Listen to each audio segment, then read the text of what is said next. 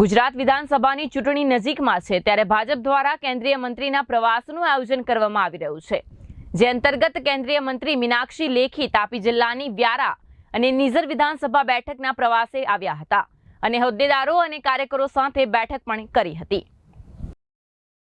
ગુજરાતમાં વિધાનસભાની ચૂંટણી આ મહિનામાં જાહેર થવાની શક્યતા વચ્ચે ભાજપ દ્વારા કેન્દ્રીય મંત્રીના પ્રવાસનું આયોજન કરવામાં આવ્યું છે, જે અંતર્ગત કોંગ્રેસનો ગઢ ગણાતા તાપી જિલ્લાની વ્યારા અને નિઝર વિધાનસભા બેઠક ઉપર કેન્દ્રીય મંત્રી મીનાક્ષી લેખી આવ્યા હતા અને તેમના દ્વારા હોદ્દેદારો અને કાર્યકરો સાથે બેઠક કરી મીટિંગનું પણ આયોજન કરાયું હતું, જે દરમિયાન મંત્રી દ્વારા દિલ્હી મોડેલ ઉપર સવાલો ઊભા કરાયા હતા અને સાથે જ કોંગ્રેસના નેતા દ્વારા જે દેશના રાષ્ટ્રપતિ વિરુદ્ધ ટ્વીટ કરવામાં આવ્યું હતું એ મુદ્દે પણ તેઓએ પ્રતિક્રિયા આપી હતી। कोई व्यक्ति जिसको कोई पूछ नहीं रहा हो, कोई जानता भी ना हो, वो किस हद तक अपनी प्रचार प्रसार के लिए क्या कुछ कह सकता है, ऐसे लोगों का प्रचार प्रसार हम ना करें तो बेहतर है। वो ट्वीट लिख के कुछ कह रहे हैं तो ऐसे बहुत सारे लोग होते हैं जो कुछ भी कहते रहते हैं। आप उन सब की बातों पे ध्यान देते हो क्या? ध्यान नहीं देना है।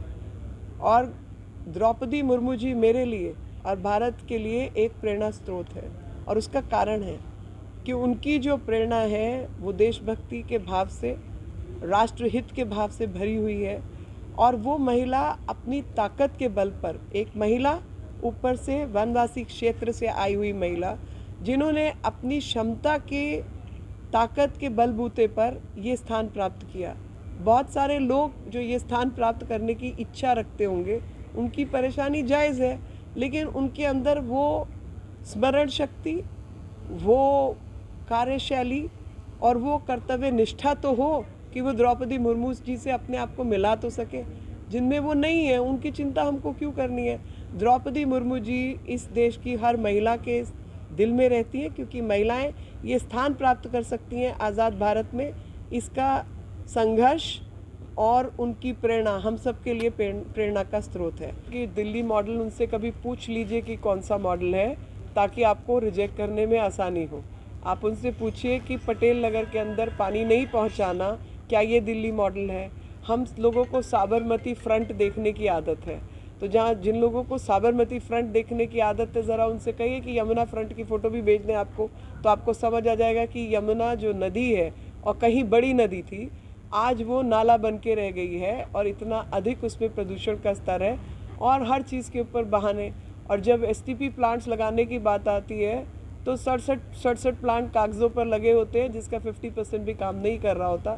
पानी की व्यवस्था दिल्ली में नहीं हो पाई, जहाँ 200 मीटर तक पानी नहीं मिलता वहाँ पानी की व्यवस्था है, हर घर नल से जल की व्यवस्था है, लेकिन दिल्ली में नहीं है।